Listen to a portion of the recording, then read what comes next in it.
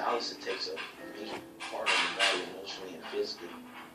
William had been on a waiting list for a new kidney since 1995, and though dialysis was keeping him alive, the risk of dying was constant.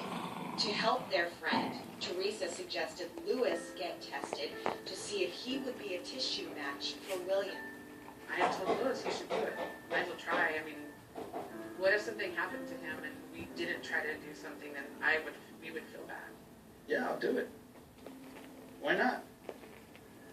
I mean, to me, it didn't really seem like a big deal, you know?